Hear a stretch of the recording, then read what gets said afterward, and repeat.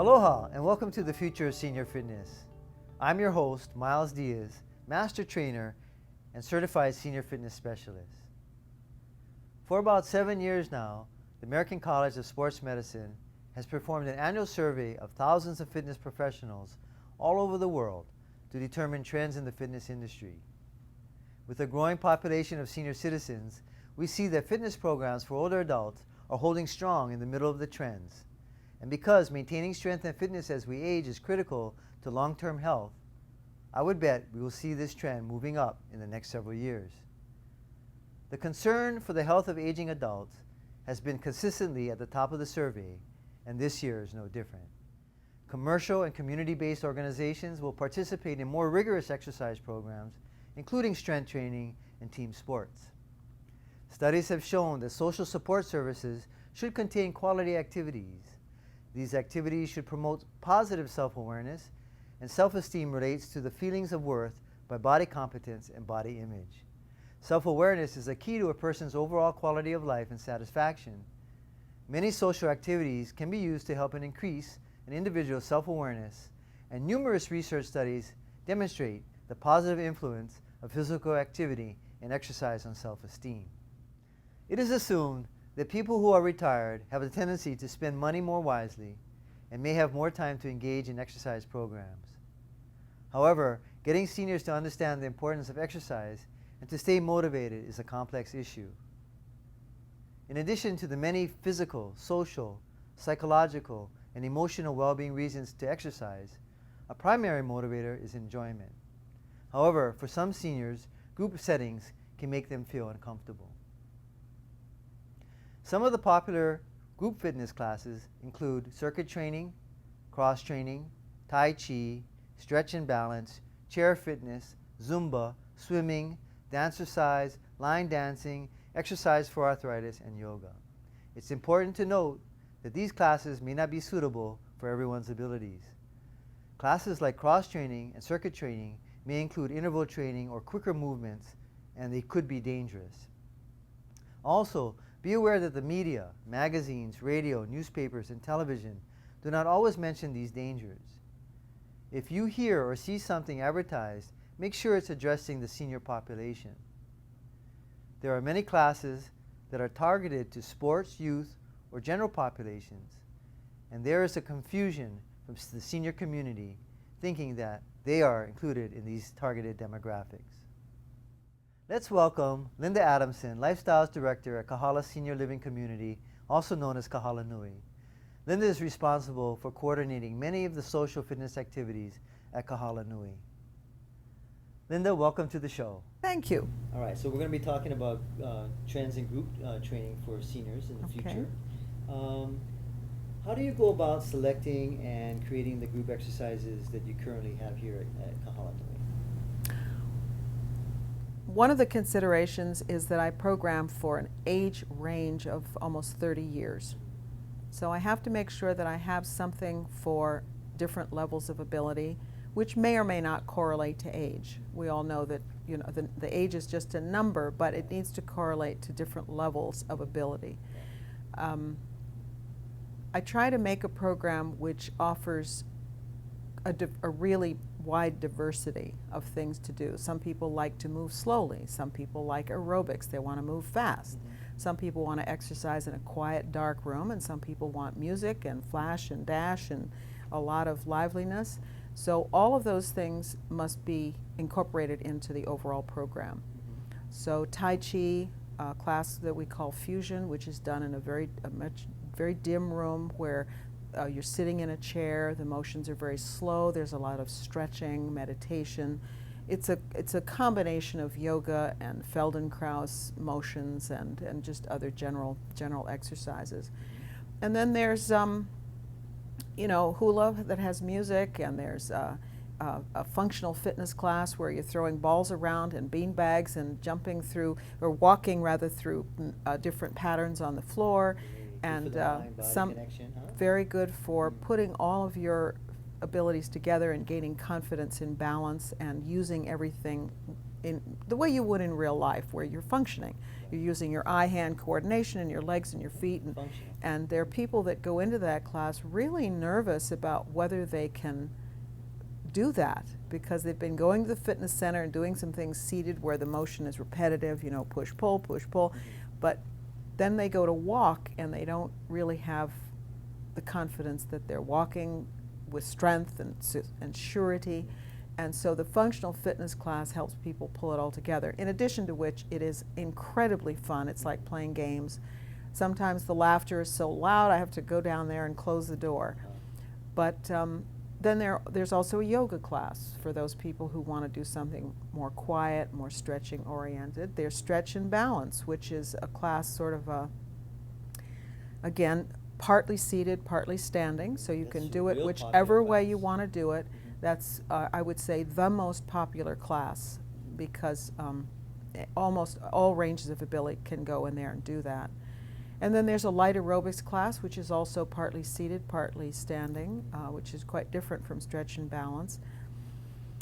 And let's see, there's line dance, there's exercise for arthritis. There are 5 water exercise classes a week in the pool, where half of them are for water therapy, slower motions, and then half of them are for aerobics, where you're jumping around and moving more quickly in the water. And none of it's static. I have to remember that even if sometimes you change the name, sometimes the classes stays the same, but you're changing what they're doing in there. Everything has to have some new energy brought into it in some way or other, so that it doesn't get stale. Right. And did you mention Tai Chi? And, yes, I'm sorry. There's also the strength class? Quite a few sessions of Tai Chi each week with Qigong, which is the breathing exercise, Chinese breathing. And then we also have a dumbbell strength training class, which is a half an hour of intense work just with dumbbells, seated in a chair, and some of them standing and leaning on the chair. And very important class. It's the only class we have which is strictly focused on resistance, which is so important for seniors.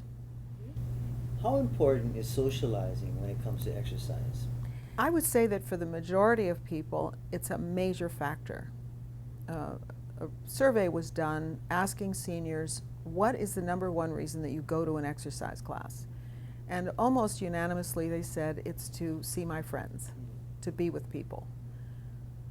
So, as they say in the funny papers, it doesn't matter why you go, it's just good that you go.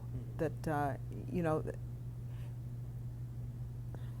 I have another thought here about that, and I'm trying to phrase it just right, because it's all of the things that they do. I would say a lot of the motivation for going to, even if it's the Ikebana flower arranging, yes, they want to work with flowers, but they just want to be with people. Right. Connecting socially, it turns out, is really important for emotional health. But the exercise is no different. They go to that for the same reason. They also may go because they know it's good for them and they like moving. But the #1 reason they gave was to socialize and see friends. Yeah, and that's why the group effort is really good. Right. Okay. What do they like and why?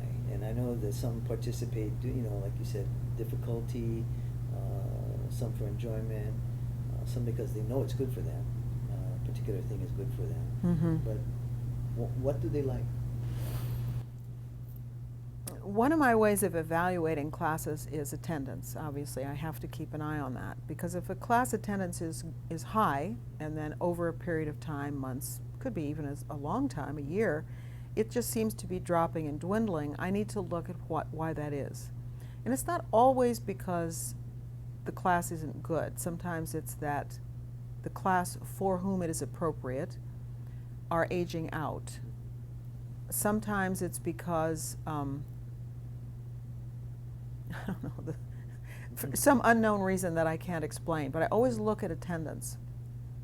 So to answer what do they like as a group, the largest attendance is for the Stretch and Balance class, the fusion class, and the others are, I mean, here at Kahala Nui we have such a good attendance at almost all classes that it's a very relative thing. They like them all. There are some people who only do one class, and so for me, if that person will only do that one class, it makes that class even more important as far as my programming, as far as the way I view it. Because a lot of times the people who only do one class are very hard to draw in.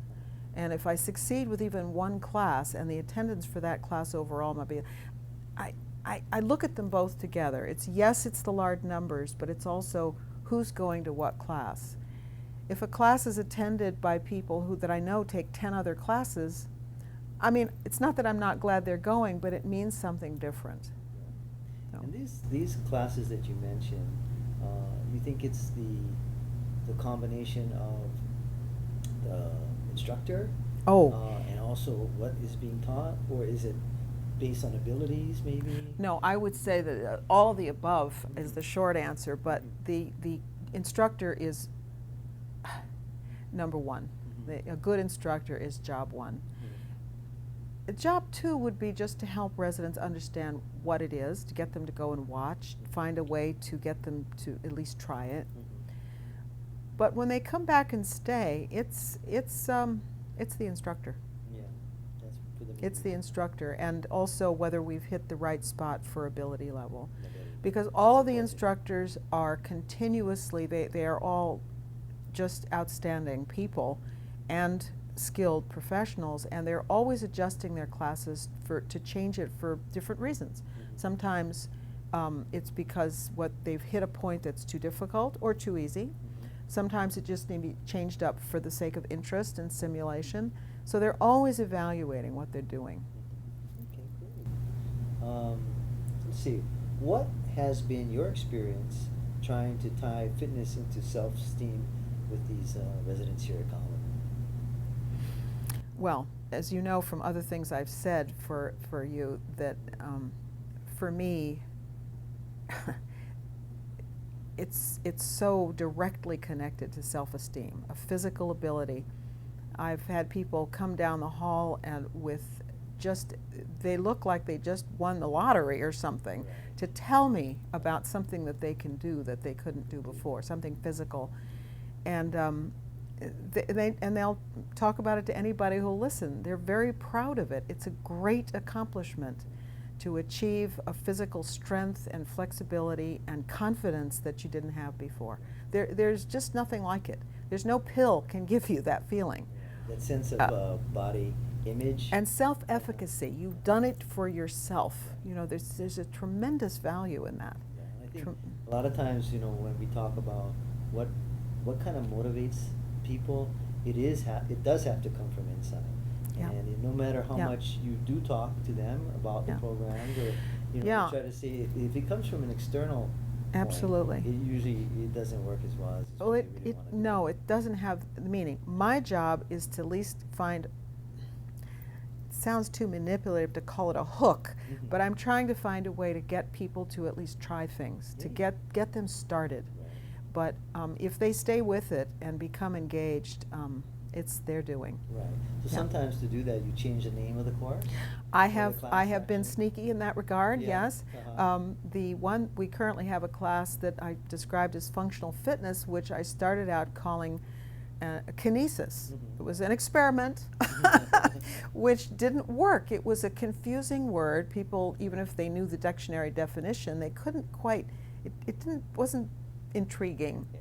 So the class was not well attended, even though the class itself was very much liked by the people who tried it. And I kept looking for a better name for the class, and finally what do they like? They really like the instructor. So I called it Exercise with Keo. Right. So that's the name of the class, and I put out a new flyer describing it, perhaps a little better, and the attendance has doubled.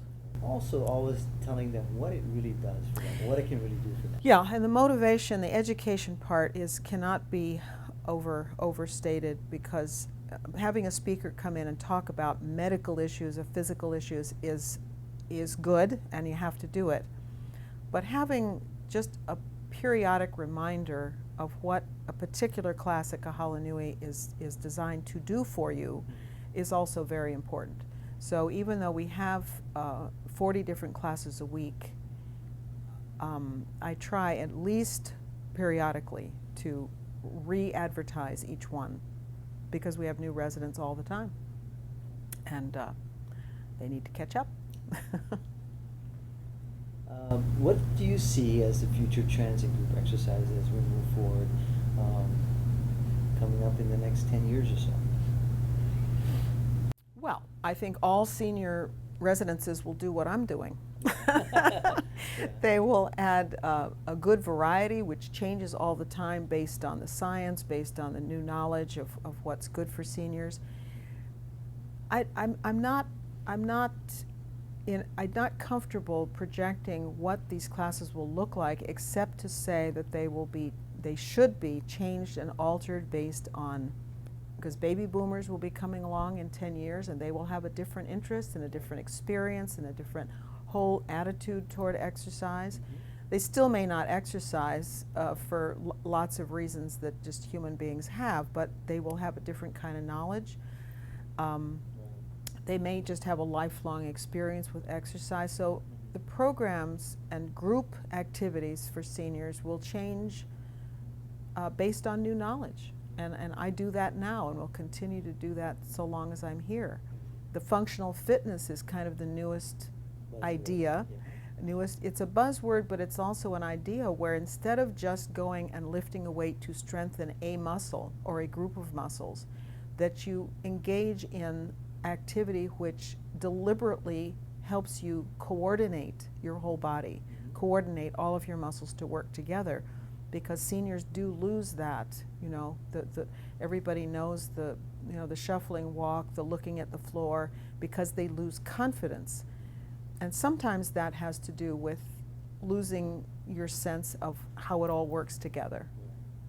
Yeah, and a lot of times the word functional gets misinterpreted, you know, because they think, well, what is it functionality? Yeah. Am I doing it for something right now that I need? Right. But really, all it means is that you're able to do things that you can do well. One of the descriptions I liked particularly was the word coordinated, where you are practicing coordinating all of the things your body does. Yes, you do them every day. When you walk out of your apartment, you stand and sit out of a chair, but in the same way that you would practice any other physical activity, a functional fitness class gives you the opportunity to practice some things that you need to strengthen. You know, when I was a ballet dancer, you don't just come into class and have the ability to stand on the point of one toe. Your balance is, yes, you may have a natural ability to balance, but you practice that for hours every day in order to achieve that precision and that exact sense of balance. Well, in the same way now, balance just doesn't come to you. And if you have an exercise class which provides you with a place to practice balance, you're way ahead. It's much better. I really like your idea about the background of these people that are baby boomers that are coming in the next 10 years or so. They do have a whole set of ideas and things that they've come up through the ages with. It'll be very different. Yeah, it will be very different. And you know, Yeah. they may, even though they may not have the abilities, and the abilities have waned, they're probably going to want to do those things. Yeah. And I'm sure that technology, all the things available now, are going to be able to help them do Yeah. it. They will adapt faster to the technological changes. The whole idea of being connected to a monitor when you're exercising with information that goes directly to your doctor, they'll understand that and adapt to it Right. much more quickly than Much more quickly. today. And the nutrition, all the information out there. So, Yeah. we all have to work together to ensure that seniors will live a healthy life.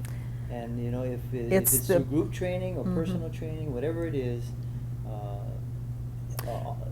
I wanted to say one more thing about group versus personal training. One-on-one training is good at any age because it helps you zero in and work more efficiently for the amount of time you're spending at exercise. What group exercise doesn't do for seniors that is a little bit of a concern to me is that with seniors there's sometimes especially with seniors, perhaps, different body parts don't work as well as others. You have a shoulder issue, or you have a knee issue, or a hip issue. And lots of times seniors will just stop working out because they think everything has to work equally well in order to be able to exercise. This is a very important point for seniors, because working with a personal trainer, it can help you work around the issue of the problem areas, and even help to make them better. But at least if you have one part of you that doesn't work, you can work the other parts and still maintain a high level of fitness. In a class, unless you are highly knowledgeable about how to do that, which most of us are not in any way, you can't do that in a group class. The group classes, you're following along with directions that are given for everybody to do the same way with the same speed. And for many, many seniors, they would have a greater benefit in a shorter period of time working with a personal trainer. Oh, yeah. I'm a firm believer in personal training, as you know. Well, I should hope so, Yeah. Myles. You're Especially for senior citizens. Yeah. But you know what? I think that they should spend time with a personal trainer, but so that they can participate in group activities. No, I never it's- advise one thing over the other. Right. It's all good, and I would recommend doing as much of any kind of exercise opportunity that one can do. But I think the personal trainer part is especially important for seniors, because in this age group especially, they have perhaps less knowledge on the whole of how to exercise. And number two, they have some significant physical issues that need to be worked with very carefully. And this is not physical therapy. This is when it's not physical therapy. Personal training should be with somebody that knows a great deal about what physical therapists do, but that's not what they're doing. Because physical therapists tend to work just with the body part that's been injured, whereas a personal trainer can handle that and all the rest of you as well. And that's a good segue, because what we're going to do next is we're going to have an episode on personal training, so people can understand the benefits of that. But I also want everybody to know that taking part in classes is very important, as you mentioned, for the social part, the emotional part. And so, for me, it's about getting them to the point where they can do that also. And if they can, then they're very well rounded. And for motivation purposes, I think mixing it up is just no question that's a great value. Right. Do different things. I know some people who exercise by saying, well, I do this on Monday, and I do this on Tuesday, and I do this, and I think that's great, because then they never get tired of any one thing. Right. Whatever works. Right.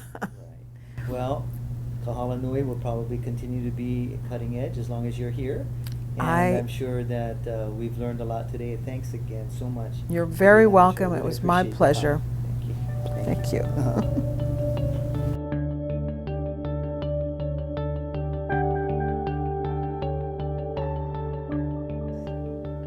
Many older adults live active and healthy lives, and as a result, people in the continental United States and here in Hawaii are living longer than ever before. But there's no getting around one thing. As we age, our bodies and minds change. There are things we can do to stay healthy, active, and fit. Here are my top 5 healthy tips for you. Healthy tip number 1, keep active. Do something to keep fit each day. Something you enjoy that maintains strength, balance, flexibility, and promotes cardiovascular health. Physical activity helps you to stay at a healthy weight, prevent or control illnesses, sleep better, reduce stress, maintain brain health, avoid falls, and look and feel better and enjoy life more. Healthy tip number 2, eat well. Combined with physical activity, eating nutritious foods in the right amounts can help keep you healthy. Many illnesses, such as heart disease, obesity, high blood pressure, type 2 diabetes, and osteoporosis, can be prevented or controlled with dietary changes and exercise.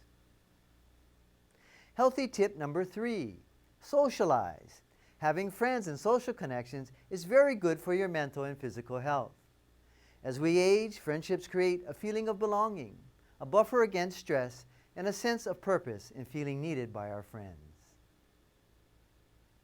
Healthy tip number 4, prevent falls. We become vulnerable to falls as we age. In addition to working physically to better your balance and strength, prevent falls and injury by removing loose carpet or throw rugs. Keep paths clear of electrical cords and clutter, and use nightlights in hallways and bathrooms. Wear shoes with good support to reduce the risk of falling. Healthy tip number 5, boost brain power. Exercise. Aerobic activities like walking, swimming, or anything that gets your heart rate up. Moderate levels of strength and resistance training with balance and coordination will greatly help you maintain brain health. The more you use your mind, the better it will work. Read, do crossword puzzles, try word or game puzzles, learn a new language. Socializing also gives your brain a boost, so try a bridge club or a discussion group at your local library or senior center, or take a course at your local community college. Balanced nutrition, quality sleep, and stress management will also help boost your brain reserves. This is Myles Diaz, host of The Future of Senior Fitness, wishing you the best in health and reminding you that health is your only wealth.